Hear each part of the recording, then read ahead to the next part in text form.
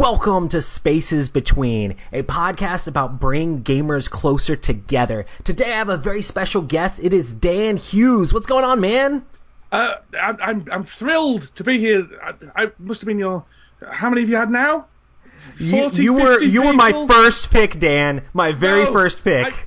No, rubbish. I've been desperate to come on here for ages and constantly saying to Mike, just dropping hits about coming on. Is Roy around? Do you want to just mention that I'd be a really good guest for Spaces Between? But no. And I've just been chatting to Liz Davidson and she just mentioned, oh yeah, I've been on that. So for goodness sake. It's not right, Roy. It's not right. My very first guest ever was your co-host from Sporadically Board. That loser. So, yeah. I've heard you like to call him an idiot hole. But... An idiot hole. That is his official title. Mike the Idiot Hole Delicio. That's how he's known throughout the internet. Quite rightly so. You have to work with him. We love you, Mike. You're out there. We don't.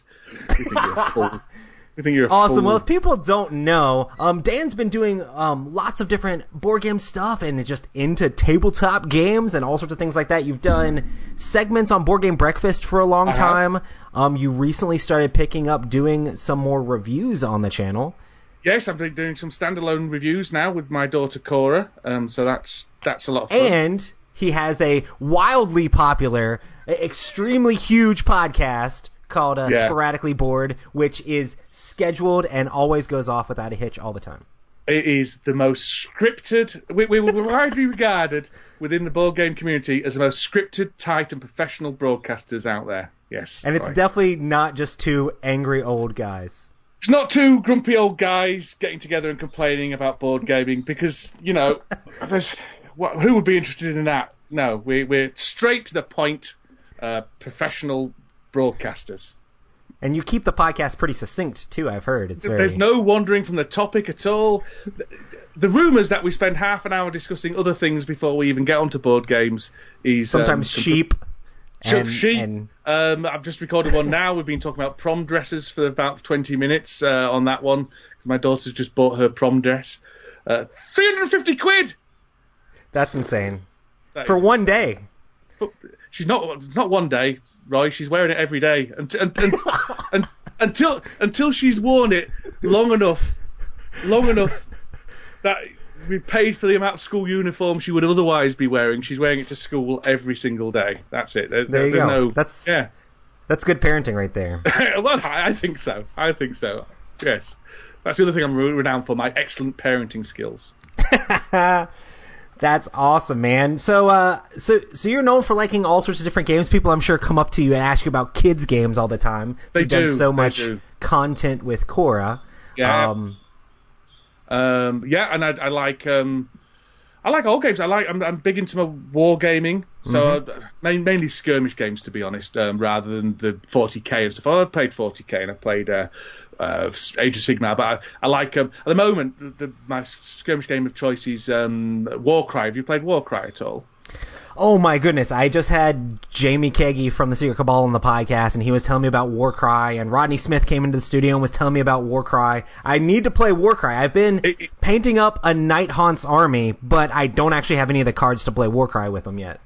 Right. You'd be able to find them somewhere. It's seriously the best rule set Games Workshop have ever come up with. It is a beautifully succinct and an elegant rule set, which is not what Games Workshop is particularly known for. Exactly. It does away with the horrendous rolling to hit, rolling to wound, rolling to save stuff, and there's just one dice roll. It's a really interesting initiative system, and it's quite cinematic, and there's a low model count, and I mean, the base box isn't available anymore, but there will be another base box come out, and that's all you need to play the game completely. And if you've got Nighthaunts, all you need is the cards, as long as you've got someone else to, who's got the stuff. And it's just great. It's a fantastic... It is the most accessible, apart from it not being available in the base box anymore, because that's how Games Workshop work. It's the most accessible war game, skirmish game there is, other than perhaps Frostgrave. But even then, you don't get everything in the box in Frostgrave. It's just a book. Right. So yeah, it's good stuff. You should play it. That's awesome. Yeah, listening to everybody talk about it inspired me to paint up some of my models, because I I have the Soul Wars box set. Oh, yeah. So I have a bunch of miniatures for, I guess it's the Stormcast Eternals or whatever, and then the Night Haunts. Space Marines, basically. I don't use Space Marines. That's boring. But no. Have you used the special paint for the Night Haunts?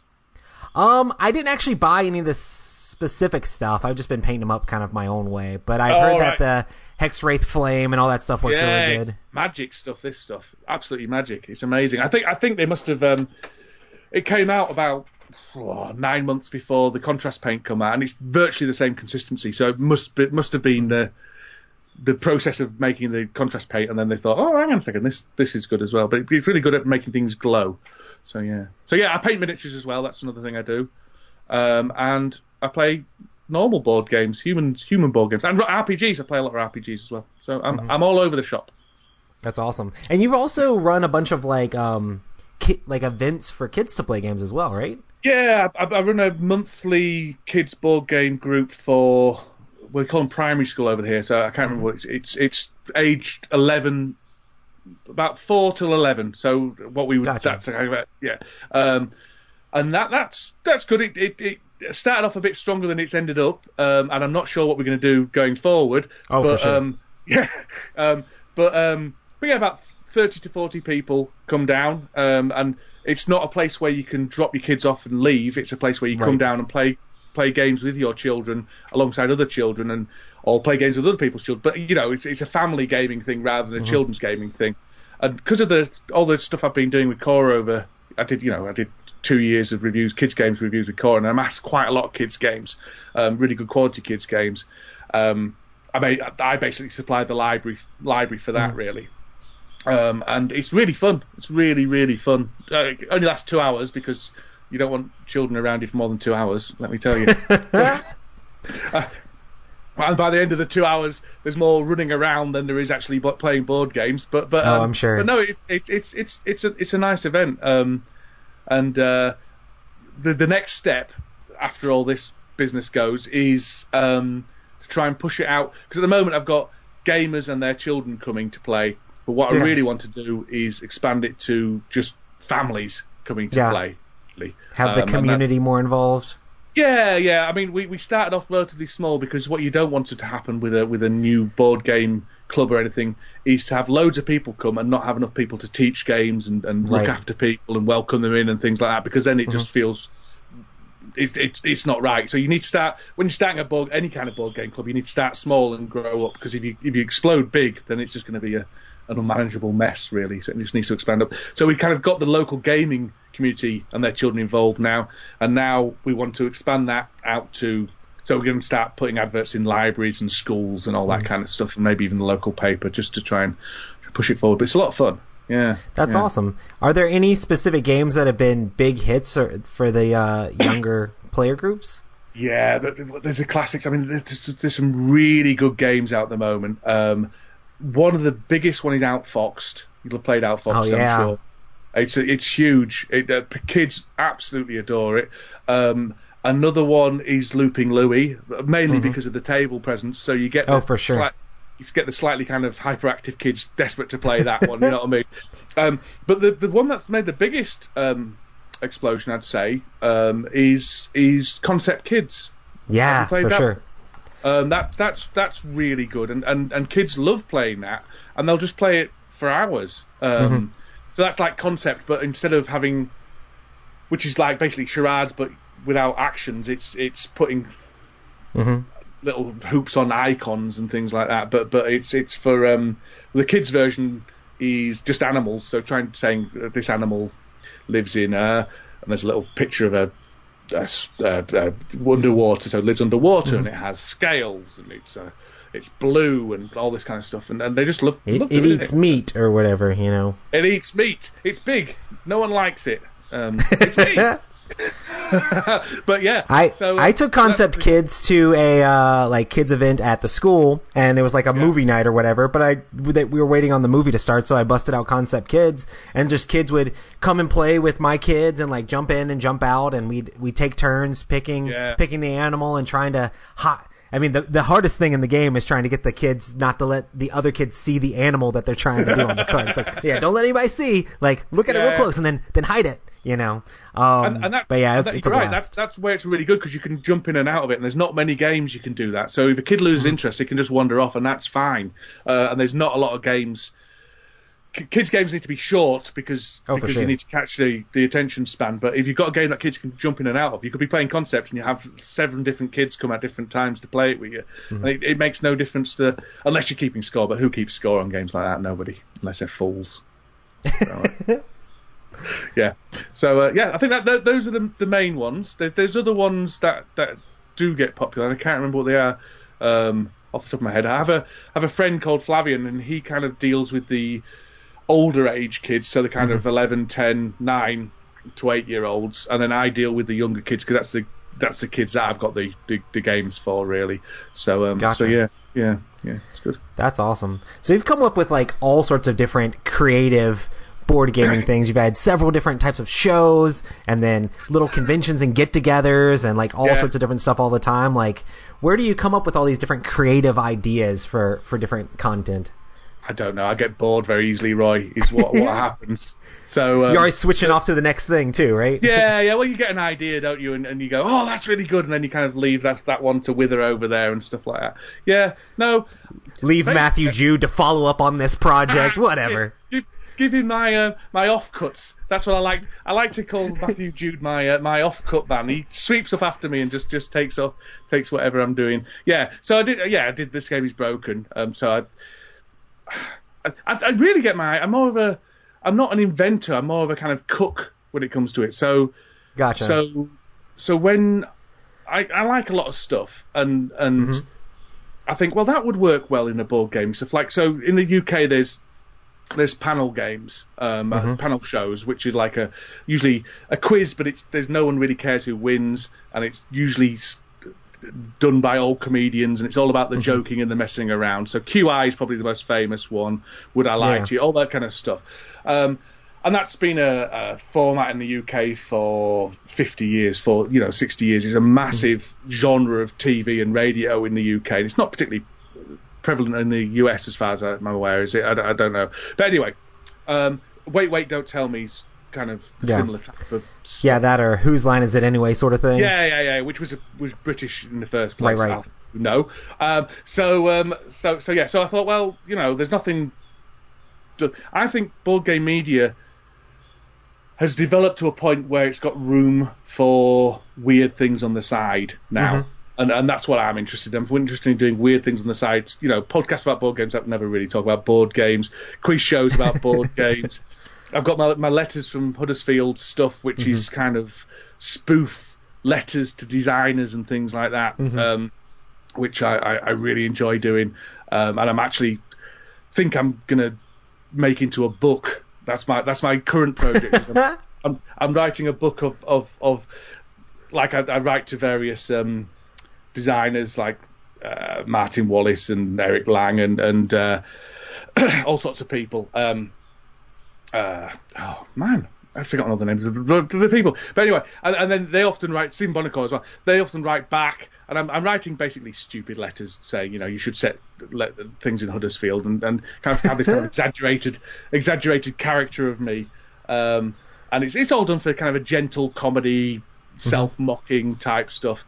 But I've got quite a few of them now. Matt Leacock I've done a great one about Matt Leacock, about switching the theme of pandemic to clearing up dog mess in the park and things like that. And he wrote back to me and said, yes, we could do it like this and this, and we could have little brown cubes instead of coloured cubes and stuff. So I'm thinking I might try and I'm writing quite a lot of them at the moment, so I might try and put them into a book form and kickstart it for a charity or something. I'm not sure what I'm going to do with that yet. But yeah, so I just take things I enjoy. I'm copying off other things from other places and just bringing them into the board game world, really, because that's where I've kind of semi got an audience. But yeah, just someone who I've stolen. I keep saying to people, I steal the Dice Tales audience. So like Dan and Cora, and then I say, okay, you see me there now. Come over here. Don't worry about Tom. Just come over here and watch me do stuff. Because I mean, the marvelous thing about doing stuff for Tom, isn't it, is that, well, as you'll know from Epic Gaming Night, I know you ended up getting a job there. It's that Tom is so generous with the airtime he gives people, you know, and I know we don't say that. I know the whole thing is that exposure isn't something to be paid in and things like that. Right. But if you're just doing it for fun and don't want, if you're just doing it for fun and don't want to take it anywhere, and you know it's not my profession or anything, then exposure is incredibly valuable because it's so hard to build an audience as a board game creator. I mean, board game media creator, or any kind of creator, because there's so much out there. I mean, the great thing about the world at the moment and the internet is that anybody can become a broadcaster. The only thing that's the only thing that stops you from becoming able to broadcast yourself is the lack of $15 for a podcast hosting, or if you don't have a smartphone. Because I mean, a lot of the content creators you're seeing out there are just doing it on their smartphones, you know, and they're just uploading it to YouTube, which is free. So if you've got an internet connection and a smartphone, you can broadcast the entire world. The entire world has the capacity to see what you're doing, and that democratization of media and the lack of gatekeepers in media for sure. is amazing, and it's never happened before.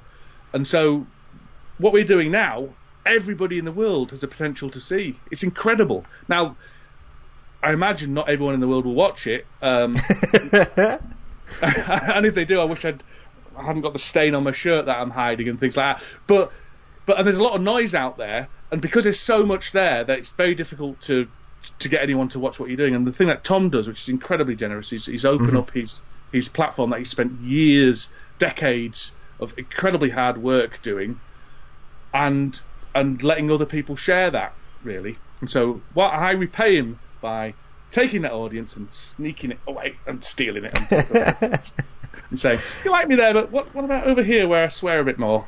Come over here. But yeah. That's so. I think it's definitely awesome because I mean we've had so many people in the Dice Tower like come and go and do this and that, and some people spin off and do their own completely different thing, and some people go off and become who knows what, all over the place. But it's been really awesome to see how many people have come through the Dice Tower and like gone to do more things, or have the fact that they've had a chance to like grow an audience. They've been able to spin off and start doing stuff on their own and make things even bigger and better, and continue to push gaming together with friends and family in different ways, which I think is really exciting. Yeah. No, it's a force for good in my opinion, and I've said it publicly many a time. Tom's definitely a force for good in the gaming world, but both as for gamers, but also for kind of board game media, and as I say, the generosity of sharing his platform with so many people is very valuable. There's no one else out there doing it to the same extent that Tom does. So what made you want to jump back in and start reviewing games now?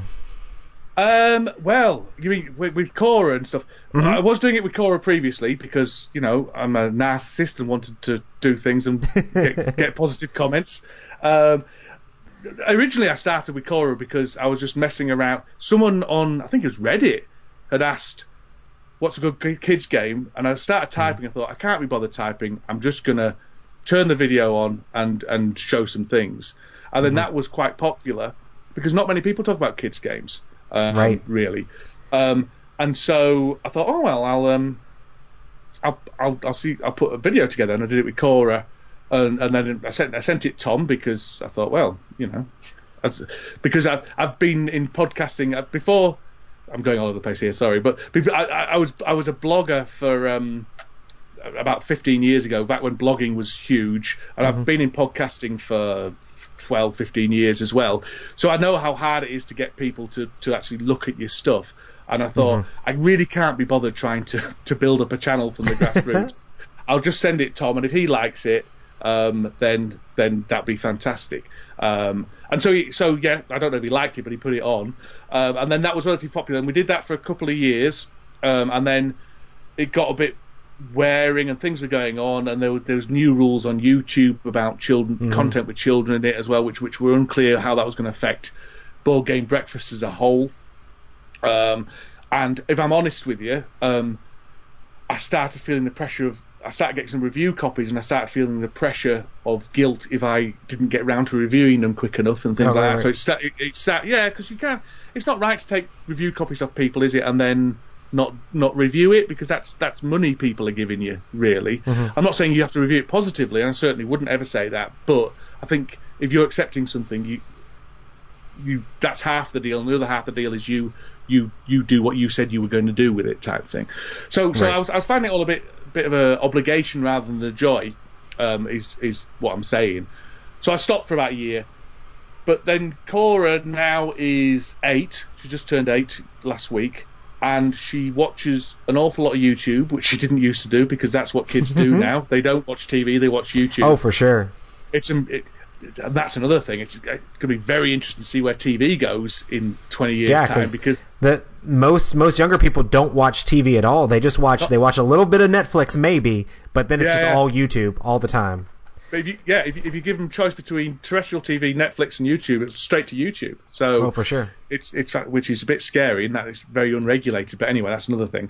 I feel like the future is just going to be like YouTube is not going to it's not slowing down. It's going to get bigger and bigger as time goes on. Yeah, and more niche hobbies. I mean, I watch some really niche stuff on YouTube. I watch loads of. I mean, I'm not into model railway building and stuff, but for some reason I find it fascinating. So I'm watching people build model railways in their attic, and I'm watching somebody play railroad. You're going to build the whole Warhammer 40K Express as it goes around with your war band on a train. Yes, that would cost a lot of money, Roy. A lot more money than I have.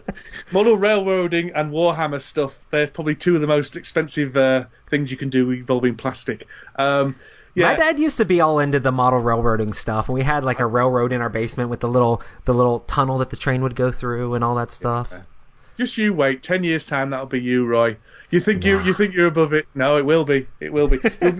You'll be making some terrain, and you'll go, I really like making this terrain, but I hardly ever use it. Maybe I'll just leave it set up somewhere. It'll look good with a train going through it, and then that. Maybe if it was, instead of a train, it was like the 9 Nazgul with the hobbits up on the hill, and there was a train track with the Nazgul running around, and all these different Lord of the Rings characters. Maybe. But not trains. We'll see. No, I've got a dream of having a railway set which is all based around Jeeves and Wooster, the P.G. Wodehouse stuff. It's like the 20s basically. It's a comedy thing, a comedy set of books by P.G. Wodehouse, and I'd love to recreate some of the manor houses and stuff like that anyway, whatever. That's beside the point. So Cora's been watching a lot of YouTube, and she knows she used to be on YouTube when she was a lot younger. And so she said, can we start doing that again, Dad? And I went, well, yeah, I suppose so. So it's really been Cora that's driven it forward. And, gotcha. And I wrote to Tom saying, can I do it as standalone? Because basically I wanted more than 2 minutes, because I'm a narcissist and I want more time. And it's quite hard to fit in a review with a bit of rules explanation. And, for sure. And in 2 minutes. And also, by having it stand alone, you kind of avoid some of the rules. There's a lot of people who contribute to breakfast, and I don't want me having our presence causing any problems to breakfast, if that makes any sense. Yeah. Because there's all sorts of rules about they have to turn, although it hasn't happened yet, but YouTube theoretically have an algorithm that will turn comments off on videos with children in them, and also monetization and stuff like that. So and on all the reasons why YouTube have done these things, I can understand, and I'm not necessarily against. It's just they make it more difficult to have content with kids on. So if it's on its own little standalone video, then Tom can tweak whatever settings he needs to do without it affecting all the rest of his videos and stuff like that. So yeah, we've done 3 so far.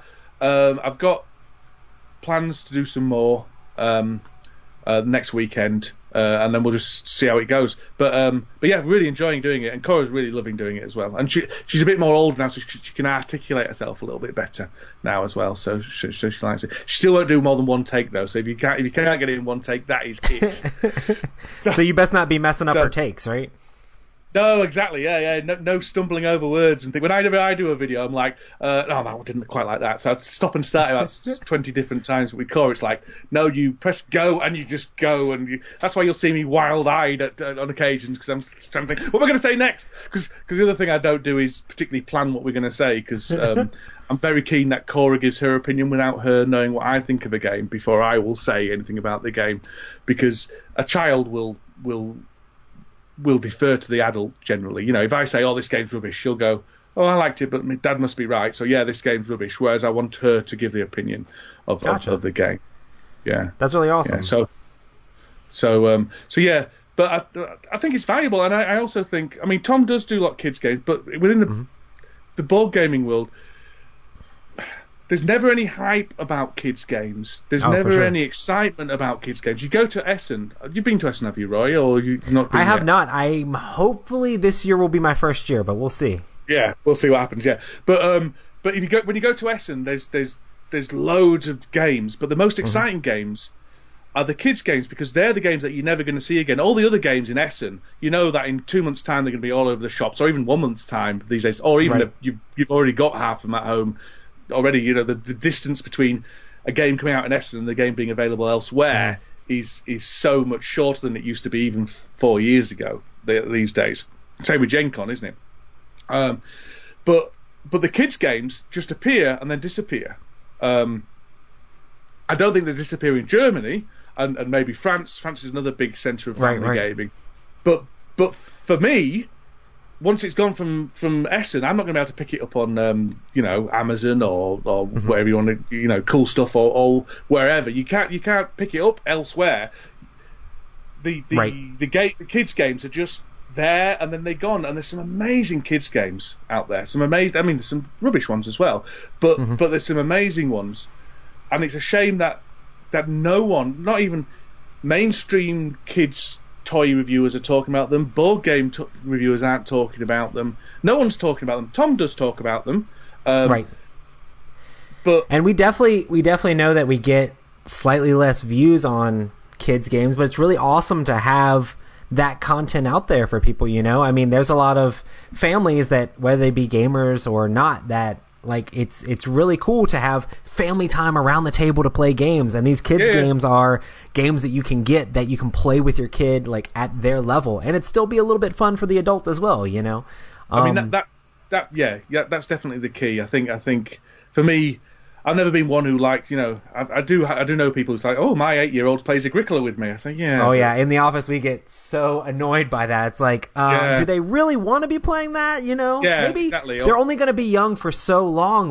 Enjoy those moments while you can, playing Concept Kids or whatever, or some kind of game, or Sleeping Queens, Game Right Games, and all that kind of stuff. Or Outfoxed, all that kind of stuff. Don't be, just like you're not pushing your kids forward. Don't push your kids forward through their childhood. Parenthood is an exercise in letting go, basically. Exactly. Every day you have to let go a little bit more until suddenly you realise you haven't got, you're not holding them anymore. They're holding themselves upright. And so why hurry that process along? Play sure. kids games. And sometimes you might be playing half the game. Play whatever you can until your kid gets bored with it or runs off or whatever. You have to be flexible about that sort of thing when you're playing. Yeah. But it's just enjoy the time and the fun that you get to have while doing it. And I think it's really cool what you're doing and what Tom does. And I used to do, I think some of my very first reviews on the channel were a lot of kids games where I had my kids in the intro and we talked about Kids Carcassonne and Unicorn Glitter Luck and all that sort of stuff. And that's a popular one at the board game club as well. There's a certain demographic of child who likes Unicorn Glitter Luck. It was my daughter's favorite for the longest time. So and we used to play a ton of, what was it, Go Away Monster or whatever. It's more of an activity than a game, but it's a blast. Well, the younger you get, the more activity, not game, it is, isn't it? Really? For sure. And that's fine, the games I struggle with sometimes. Have you ever played what's that one where you're a magician and it's by Blue Orange. They've got a kind of whole series of them. There's Go Go Gelato and is it Top Hat or something? You're a magician and you're basically trying to make certain certain structures in before anyone else is. I can't remember what it's called. Top that, I think it's called. Anyway, there's these race games where you and the Dr. Eureka as well as the other one where you're putting balls between test tubes and things. Gotcha. Oh yeah. I've seen that one. Yeah. Anyway, there's a whole series of those by Blue Origin. It's a whole genre of kids games where you're racing to be able to put things in a certain order or stuff like that. But the problem with those games is that the adult will always win unless they hobble themselves. The adult will always win. Whereas the kids games I really like are either, and this isn't a popular thing about board gamers, but completely luck based. So, for example, in Candyland, a kid anybody gets just can win. Yeah, exactly. Anyone can win. It's completely random, and a kid gets just as much satisfaction out of winning, out of luck, as they do out of skill. They don't mind. And the other one, I like things. I really enjoy Monza because like not only is it very luck based, but it's also like pattern recognition. So it's like okay, I gotta figure out the best order to put these colors in, not just I rolled these colors. It's like oh well, I should do the blue one first, then the green, then the purple, and it can kind of help them see those patterns. Yeah, I don't think I wouldn't play Candyland. Well, we don't own it for a start. It's never been a thing. It's never been a thing in England. Candyland. It's not. It's just not. It isn't here. You'd have to go to a specialist shop to buy Candyland. But I wouldn't. Yeah, I wouldn't play Snakes and Ladders generally. But memory games are great for young kids as well because young kids usually have a lot better memory than you do, so they can legitimately through skill beat their parents at a memory game. So that's. There's a great game called Wizardry to the Power of 3, which is actually a cooperative game, but the kids can be the alpha gamers because they're the ones who could remember the things what you got to find. There's another one called Lumina, which is a Habba game, and that's a competitive game. But again, it's a bit like the game Memory, but there's more to it. So it feels chunkier for the grown up, but yet the kids still got the advantage of having that such a popping memory, which kids, that's what childhood's about. Is about absorbing stuff and remembering it. That young side now, and then you move up, don't you? And you go through the stages. Like at the moment, one of mine and Cora's favourite games is Forbidden Island, which is a perfect game to play with 7-8 year olds. And we've just started playing Splendor as well. I'm very much looking forward to getting Marvel Splendor because Cora will be well into that.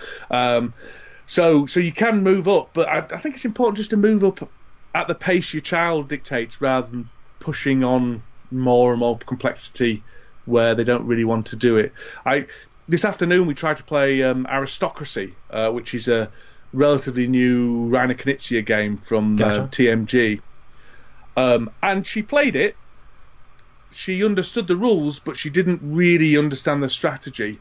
And I could tell she wasn't particularly satisfied with that as an experience, and so I'll probably just leave that for another 6 months and see, and see where we go from there. It's a great game though. Reiner Knizia is a king among designers, in my opinion. I know you and Mike love Reiner Knizia. Oh, I love Reiner. 4 years ago, it was so out of fashion, and now everyone's just creeping back towards. I mean, I'm not saying I'm not being hipsterish about it. I didn't really consider him when I first got into gaming because no one was talking about him, and then you play things like High Society and Modern Art and you think, oh, this is good, and then you play, I mean, I know Tom doesn't like Llama, but Llama's fantastic. And you mean Uno? Yeah, whatever. Uno, whatever. It's not Uno. There's more decisions than Uno. But not that there's one more decision than Uno. That's basically what it is. But it's a great game to wash over you. It's a great game to. I'm a big fan of.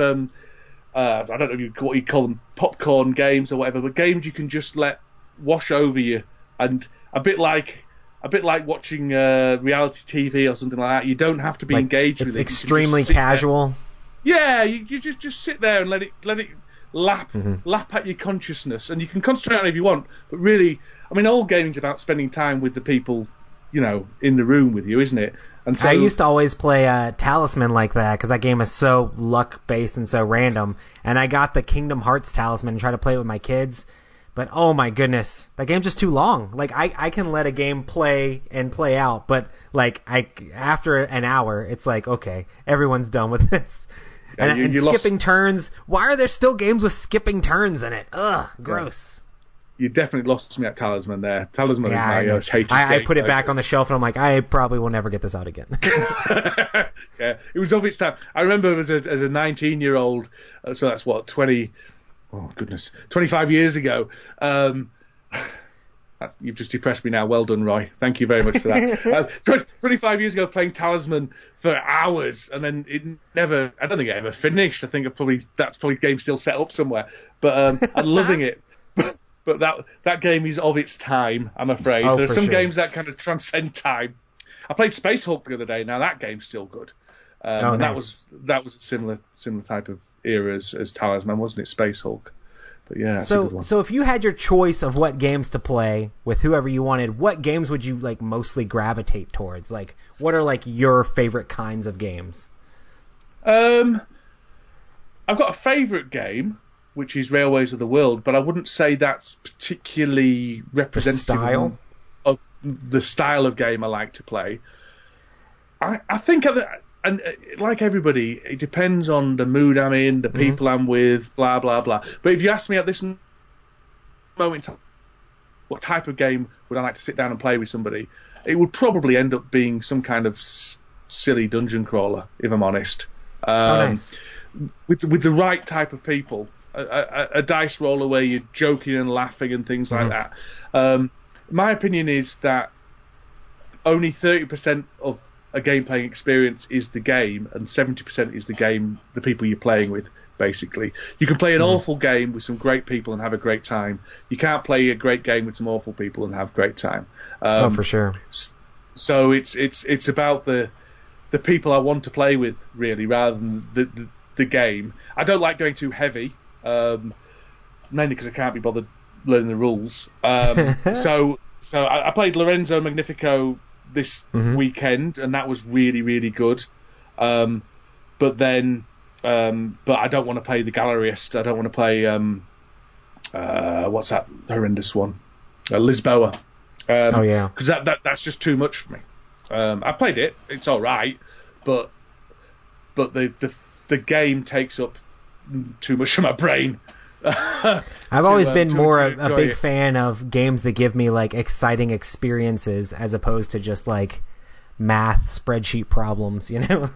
Yeah, I agree, I suppose. I'm not a big fan of narrative in games. I don't think games do narrative very well. I think if you're wanting a narrative, you might as well read a book. That's my opinion. I'm probably differ on that because I enjoy a lot of story and seeing how it folds out, but I think I enjoy it more when the game doesn't necessarily tell the story, where it allows the players to create a story as how the game unfolds, sort of thing. Yeah, you know? well, exactly. And for narrative, if I want narrative in a game, I'll play a role-playing game, to be honest, because that is where you're going to get that pure experience of narrative and still have the camaraderie of playing and still get the dice to roll and still have a bit of maths to do and all that kind of stuff. Whereas a game where you're picking up a card, reading out a paragraph to the other person and putting it down doesn't feel immersive. And usually it's a badly written paragraph as well. It doesn't feel particularly immersive to me. It just feels like... I don't know. I've never been a fan of Choose Your Own Adventure books. It's like, I'd rather just get a good story told to me. If I'm in it for the narrative, I'd rather someone tell me a good story instead of a bitty one where you keep going round and round in circles again. But the other thing about narrative is I think some of the best narratives come out of things like a skirmish game, which has theoretically has no plot, but it has, do you remember that time when this happened and that happened and you're right, it's those experiences that are enjoyable, not the actual. Remember that time when we read out that card and it said that, you know, the old man at the stream had a gem for us. It's like, yeah, that was a great day. Well, no, you don't. You know, that's not going to happen, is it? But you remember that time when the win was so narrowly. I mean, that's why you can have a great narrative game with a game of brass. Remember that time when they came right from behind and, you know, and I thought I was going to win, but then you did that and then I took all the resources. Oh, that was a great game. So you can get stories out of games without having to read out paragraphs of text from a card, basically. Yeah, I definitely enjoy when games like have ways that those exciting events happen or those memorable moments happen, because I think it's always fun when you're sitting around the table with a bunch of friends and like enjoying each other's company, and then you just have those stories. Like, it's always fun when you talk with old friends like, oh, remember that game of this or remember that game of that, and it's like talking about the game years later is like, man, that was a good game, you know? I don't know. I love when those moments happen. Yeah, and you can't expect it to happen every time, otherwise, well, you'd have no room in your brain for it, would you, really? But it is fascinating. I mean, I was looking at Board Game Geek the other day, and you can scroll down your list of played games, and you can go 2 years back, and there's like 3 games clustered together when you had a game at a weekend or an evening, and you can remember those because they're clustered together. You can remember when that was, and you can remember who you were playing with, and you can remember what that game was doing. You know, it's incredible that stays in your mind. Whereas if if I would binge watching a box set or something, and I've left it for 2 weeks, and I have to go back 4 episodes to try and work out which character's which and what's happening. So there's obviously a power for games to stick in that social memory. I think. Yeah. Yeah, there's really something special about being able to come together with people and play these games. And I don't know. We were talking. We had a Tom versus Rado thing or whatever, and Rado was saying that, like, I know your co-host is a huge fan of solo games, but Rado's like, the future of board gaming is all solo games and just all solo gaming all the time, and just like video games, we're just gonna all be playing board games at our own house. I'm like, it's rather sad, you know? I'm like, that's what we want to like aspire to. Like, my favorite part about gaming is coming together with the people. I really enjoy solo gaming. I play games by myself plenty of times. I also enjoy miniatures painting as a solo game within itself. But yeah, my favorite. That's not a game. That's not a game. It's a part of the. It's a game adjacent. It's not a game unless you play a game with it. You roll a dice and see what colour you're going to do. They should make that. Yeah. There's a YouTuber who does do that, actually. It's quite good. But I'm just saying that's part of the hobby aspect of gaming. Instead of, sometimes I'll play a solo game and set that up. Sometimes I'll paint a miniature for a different game instead, you know. But I just really enjoy the social aspect of it, of like being able to hang out with people or being able to like see someone face to face, you know. And I don't know. I think it helps build relationships. Yeah, well, different people get different things out of it, don't they? Some people like the puzzle. Some people... Mike likes the puzzle. He will talk about the puzzle he's getting out of things. Which, to me, I find puzzles relatively frustrating if I can't do them. It's like when I'm playing a solo game, the main game I solo play is Marvel Legendary. I love Marvel Legendary. Oh, nice. And I will play that, I'd say once a week I'll get that out, which is that's awesome. Yeah. Well, I've got to justify the cost of it somehow. Oh, for sure. Yeah. I'm just thinking, I might buy that Shield expansion. I'm thinking, yeah, you really don't need that Shield expansion, Dan. You've got nearly everything else for it. And it's like, yeah, but I'll be able to sleeve them and put them away, and it'd be like a little...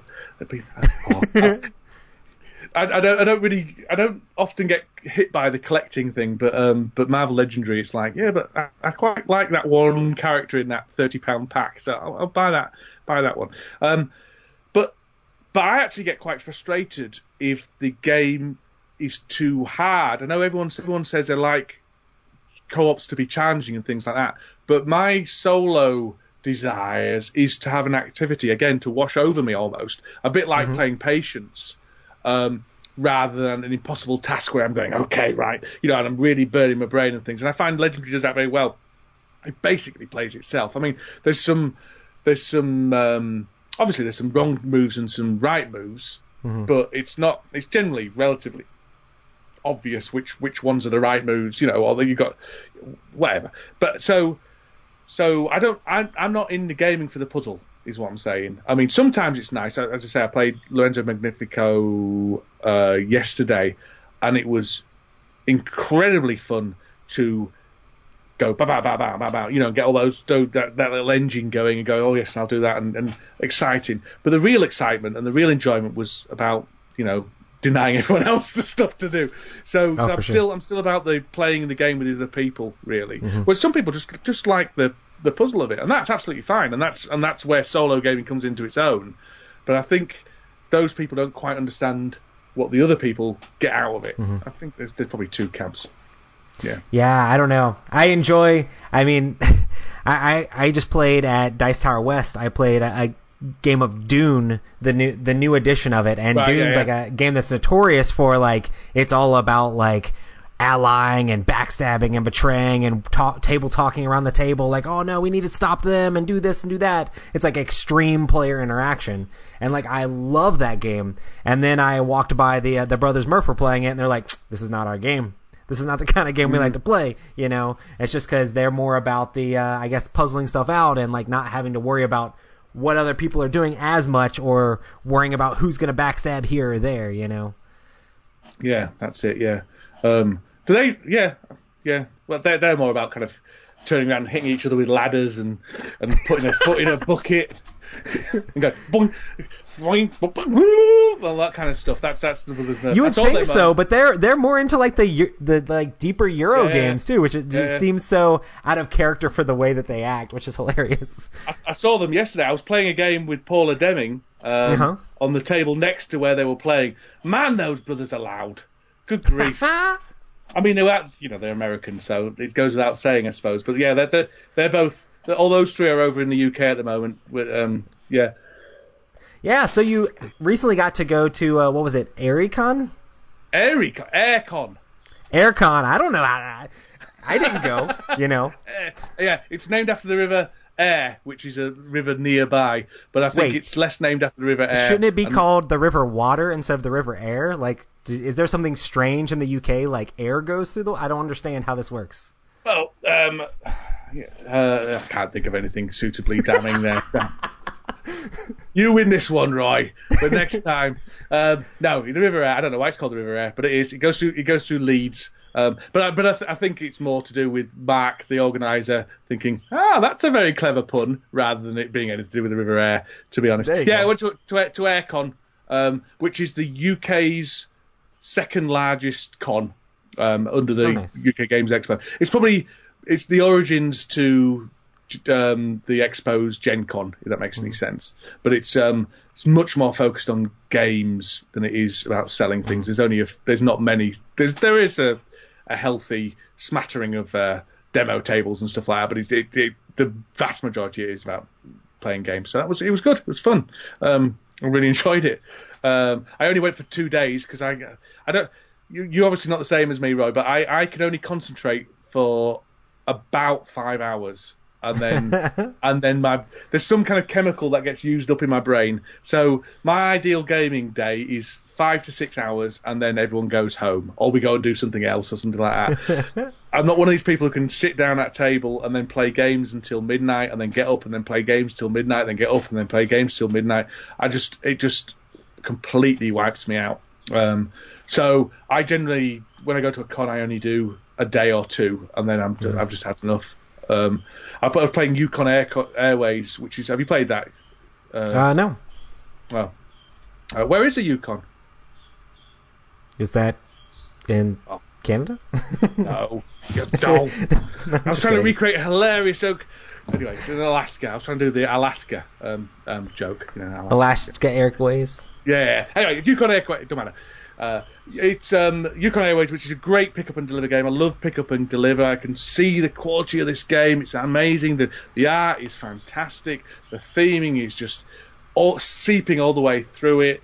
Like all pick up and deliver, there's that element of player interaction where you're stealing stuff off other people and things like that. So that's a lot of fun, and I didn't enjoy it half as much as I would have done because I'd played so many games before it that I just couldn't focus. So yeah. Other than that, it was great. It's a good con. This Game is Broken did a live show. They did a really good job. Nice to see Matthew and in fact all of This Game is Broken people were there. And yeah, it was awesome. Last con for a while, I suspect. So that was good. Yeah. So for you like to have a little bit of gaming, and then you definitely need to recharge after that. Yeah, and I'm also a relative introvert, and gotcha. So I can pretend to, like all introverts, I can pretend to be an extrovert, but it just saps my energy. So yeah, I'm more of a games day person than a con person, and I think that's absolutely fine. That's fine. And they should have a quiet painting room for you, so you can just go have your own little cubicle, and be like, okay, I'll play games with people. Then I'm going to go over here and Well, you say that Aircon have not only do they have a quiet room, but they also have a quiet area where if someone's experiencing anxiety or anything, they have people there who have got some basic training in helping talking through people with anxiety and stuff like that. So it's really it's probably the most inclusive con, the most socially responsible, I suppose, con I've ever been to. Mark's very, very keen on being as open to absolutely everybody who wants to come as he could possibly can. It's a great con, really, for in that respect. But yeah, no, I just, I think sometimes within board gaming there's a risk of feeling that if you don't go to cons, you're not part of the hobby, especially with people like you and I I've just done it myself, where you say, oh, and I saw the Brothers Murph on the table, and I was playing a game with Paula Deming, and I had a chat to Matthew Jude, and all this kind of stuff. But really, I mean, that is like the tip of the iceberg of gaming, and the massive, vast majority of all gaming that goes on is probably in people's houses with the same, groups of people, with the same 3 or 4 people, or a husband or a wife, or two men, or whatever, just 2 people or 3 people or 4 people just playing. And they're the real gamers. They're the people that often, as media people, we forget about. Is these, and they don't even listen to board game media, which is why we ignore them. It's because they just play games, and they own 4 or 5 games. They buy one game every 6 months, maybe, and they just, the industry's not massively interested in them because they don't buy very many games, and the media isn't particularly interested in them because they don't watch reviews and things like that. But really, if we're wanting board game to become mainstream, that's who we're talking about, is expanding that base, not the geeks at the top of this iceberg base, in my view. Yeah. Because it's like films. There are people who have got walls of DVDs, and there's people that go to the movies once every three months.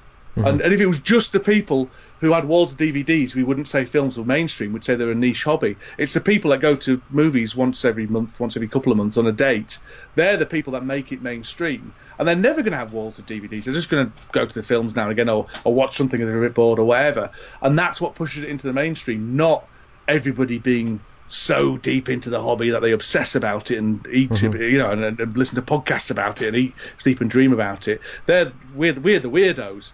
The people we want are all the vast majority people who play games with their kids. That's where it's going to come from. The families, the people who are catered for by companies like Yellow and Blue Orange and things. That's where the mainstream uptake of gaming is going to be. Not GMT and Stonemeyer and all that kind of stuff. I mean, even Wingspans too. It's the family weight games. That's where for sure. That's where the mainstream is. And if you really are wanting the main board game to become a mainstream hobby, that is where the bulk is going to be. Yeah. I mean, for the longest time, I used to do just like D&D for the most part. It's like I'd play D&D, and occasionally we'd play a board game whenever our D&D game was canceled. It's like, we'd play Butcher at House on the Hill or whatever. Yeah. But when we started actually playing things like Battlestar Galactica, I was like, what is this game? Cooperative game? It kind of gives me a little bit of this feel. And then I started looking into more and more board games. It's like, cool, I could play board games with anybody, not just like this specific group of people that has to come back every single week.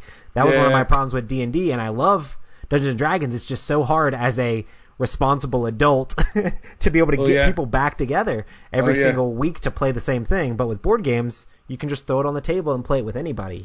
It's like I can teach you right now. And I mean, it's also kind of a reason why I like more of the thematic games, because I mean, like you were saying with the kids games, is the element of luck and things like that sometimes makes it so that anybody has a chance to win. So it's like if you're playing with new gamers, you don't want to throw your heaviest euro out on the table and be like, now I can show you how my masterful strategy works as I destroy you all in this Euro game. You're never going to win people over to the hobby or have people be excited about playing games with you in general if you're just crushing everybody constantly with a game you've played a million times. Exactly, I think it's fun to come together and kind of like play games that can kind of help us make an experience together. I don't know. Exactly. Yeah. The games are the tool, not the outcome. Is my view of gaming.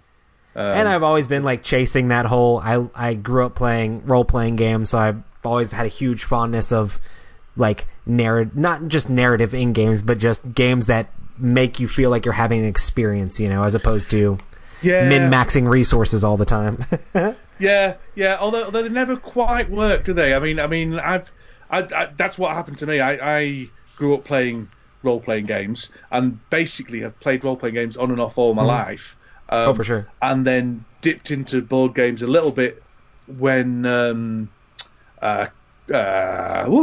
Shadows of Camelot came out. I had a friend who worked for a computer game company, warehouse, and they got some board games in to see if they would sell. So he brought some home, and we played those a few times, and loved it. But then that supply dried up, so we just carried on playing role-playing games. And I would say that role-playing games are the best at providing experience. For sure.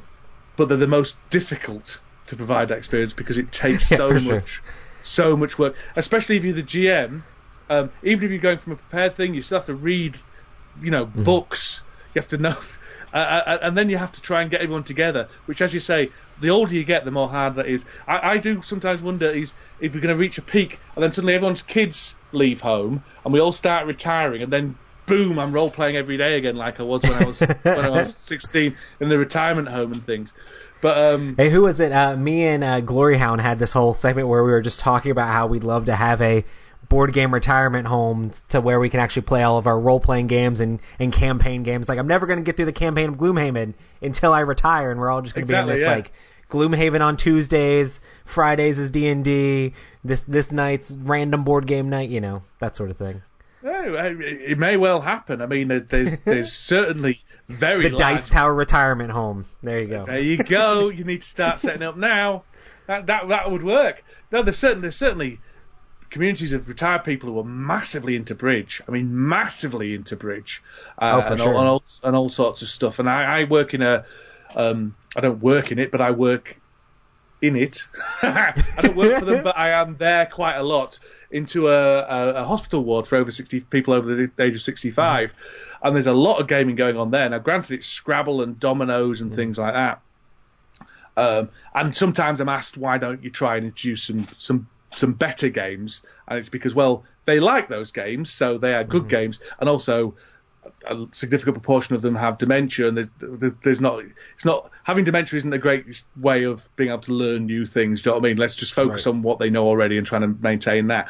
But yeah, I mean, and dominoes and Scrabble and that kind of stuff. I mean, Scrabble's a good game. There's no, if Scrabble came out now, published by Asmodee or whoever, people would say, "Oh, it's a fantastic word game." There's nothing wrong with Scrabble, and drafts and Othello and all that kind of stuff.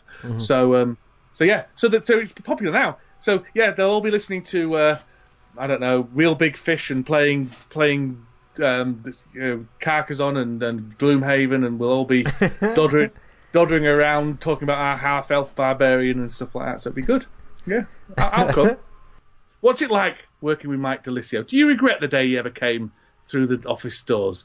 Every day you look over it and go, how did you get this job? Your opinions on games are absolutely appalling. Absolutely dreadful. Scythe, #1 game? You idiot hole. Is that what you think every morning? No, Mike's fun. I mean, I try not to play games with him, but why would you? No, I'm just kidding. Only if you want to win. That's the only reason to play. If you're feeling a bit kind of down on your luck or need a bit of self-esteem boost or anything like that, and just play a game with Mike DeLisio, and you'll soon feel superior in no time. That's poor Mike. Don't poor Mike. No, we've been having a blast. Like, it's fun because it's so different because ever since we've changed things up at the studio, it's kind of like we now have 4 different people that can kind of be on camera and do different stuff at the same time. Before it was like they had, I mean, me and Mike's role is like we're mostly video editors. We mostly edit stuff all the time. But Mike started taking over doing all the unboxing stuff, so he's on camera doing that, and then he edits all that stuff. And then they've been having us both in for top 10s and stuff like that as well. Yeah, so it's been really cool to see how things have changed and morphed, you know. Because now everybody kind of does a little bit of everything, you know. Yeah. And it's been a breath of fresh air from a viewer's perspective, because we kind of know Tom and Z's opinions, you know. Oh, for sure. And whereas you and Mike are a bit more kind of wildcards, as it were, and just a bit of fresh air in. So for sure. Yeah. And trust me, you need fresh air when there's Mike Delisio in the room. That's one thing you definitely need. I really enjoy too, like the opportunity that we've had to start having guests there as well, because now we can have all sorts of random people that have all sorts of different tastes in games. Which has been a lot of fun. So it's definitely revitalized that side of the. Because the Dice Tower for me is got three chunks. It's got its contributors, it's got the body of reviews, and it's got the top tens and the banter side of things is how I would describe it. And the body of reviews is consistently good quality, consistently useful. As you know, Tom says a lot. The real strength of the Dice Tower is the quantity of games. So if you are interested in a game that's not Wingspan, not Gloomhaven, not the latest huge bot Kickstarter, then the Dice Tower have covered it, whereas no one else has. Do you know what I mean? So, and that goes back years and years and years, and you get a consistent approach. So that's what's very valuable, because you know you get to know what the reviewers on the Dice Tower like, and then you can even if you think Tom's full of rubbish, you know that he likes the game. You're not going to like it. Well, that's good enough for you, isn't it? You know, but the banter side of things, there's much, and Sam's a fantastic individual, and I think he's great, and I think he's a loss to the channel as a whole. But it is nice also to get additional blood in. It would be nicer if Sam was still there and you two were there as well. But yeah, it's nice to just refresh it a little bit, I think. Yeah, I'm definitely excited about things going forward, and I mean, we'll keep working with Mike. Hopefully we can get something useful out of him eventually, but you know, it's that kind of. He's an old man. He takes him a while to adapt to things. Have you taught him how to use the mouse yet? Because I know he was struggling with how to use the mouse. You know, it is funny because like occasionally he'll picking it up and waving it around. He's gonna be embarrassed, but occasionally he'll again, Roy. He always is asking me like, how do I do this thing? And I'll come over there and show, like, he's like struggling, and I'll come over there and fix it in like 2 seconds. It's just like, all right then. You know, he's just always mad. But no, it's a blast working with Mike and you guys. That's nice of you to pretend to say, so that's good. Awesome. We can see the pain beneath your eyes, Roy. We can see the pain beneath your eyes. You don't need to just blink twice. Just blink twice if you need to be rescued from him. Yeah, lovely. Awesome. Well, we are at over an hour now, so I guess we can wrap this thing up. But yeah, if people are interested in finding out about your podcast or where they can find some of your videos or come to a game night or whatever, where should people look you up? Right. Well, I have 2 podcasts at the moment. I've got Sporadically Bored, which is a podcast I do with Mike Delisio about board games, sort of. We do cover board games, at least guaranteed for at least 2% of the podcast we will talk about board games. I also have a podcast where we don't talk anything about board games, and that's called Order from Chaos. That's also with Mike Delisio, but it's also with Matthew Jude of the Dice Tower's Voice of Youth, Matthew Jude. So where we rank things, 5 unrelated things. It's a comedy podcast where we try and be funny. We relatively rarely succeed, but we try and be funny. And then, so that's that. I do Dan and Cora standalone videos on the Dice Tower. I've got none in the pipe at the moment, but there'll be some coming up very soon. I'm going to record some next weekend. I also occasionally appear on Board Game Breakfast whenever I have an idea of something I'd like to see if I can sneak past the censors. Videos of you talking to yourself? Yeah, oh, that tickled me. I thought I appreciated I was the only person who would find that funny, but I found that funny. For the longest time, I've been wanting to try to do like a live video where I did something similar and had like a pre-recorded thing of Tom and then had Tom actually there live, and I wanted him to do a top 10 with himself, but it's going to be too much of a pain, especially I just wanted to be live and do the same sort of shit. Yeah, oh, that would be good. Just because he could interact with the comments and be sitting there at the same. I don't know. yeah. No, they do. Yeah, it would be good. It would be good. But sometimes I have bad ideas, and Tom's like, nah. Well, that's where being not employed by anybody and being allowed to do what you want is advantageous. So I do that, and I'm also, as I say, writing this Letters from Huddersfield book. Mm-hmm. If you want, and I don't expect anyone to do this off the back of this, but if you do want to read my edition, some of them are on Board Game Geek, and if you search for Letters from Huddersfield on the geek lists, I think I've made it into a geek list, and you can find some of them there. I've also some of them were filmed are on the This Game Is Broken YouTube channel, which I'm no longer part of that collective, but my videos are still there. But I also am publishing them relatively a couple of times a week over my Patreon. Sorry to be a bit sordid. Which search for Dan Hughes, and you can join my Patreon for $1 or $2. But that's what I'm doing at the moment. And if anybody needs like any lore or info, if they were designing a game about Huddersfield, they can just reach out to you. Hit me up.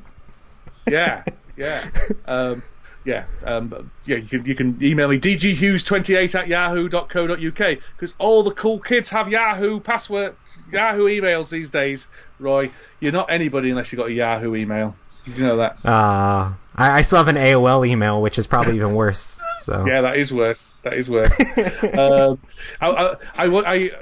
of the letters I did was to Richard Garfield, and he responded to me actually, and he put a Huddersfield keyword into the Keyforge deck. So there's a Huddersfield Keyforge deck somewhere out there, which is pretty awesome. But his email is a Hotmail email account, so that really tickled me that Richard Garfield has a Hotmail email account. That was excellent. But yeah, they're the place you can find me. So yeah, Sporadically Bored podcast is probably the most consistent place to find me, I'd say. Awesome. Well, thanks so much for coming on, Dan, and it's been a blast. Thank you for finally having me on. It's about time, Roy. Awesome. Yes. Well, we'll see you around. Bye. Okay. Bye-bye. Thanks so much for watching another Dice Tower video. If you enjoy our videos, subscribe to the channel for more fun, comprehensive board game coverage. Also, consider joining us at one of our events. Come to Dice Tower Retreat, a small, intimate gathering where gaming is king. Join us for Dice Tower Cruise, the largest board game cruise. Attend Dice Tower West in Las Vegas for gaming fun on the West Coast, or Dice Tower East in Orlando in sunny Florida. Dice Tower Conventions, the friendliest gaming conventions on Earth. I'm Eric Summerer, and you've been watching The Dice Tower.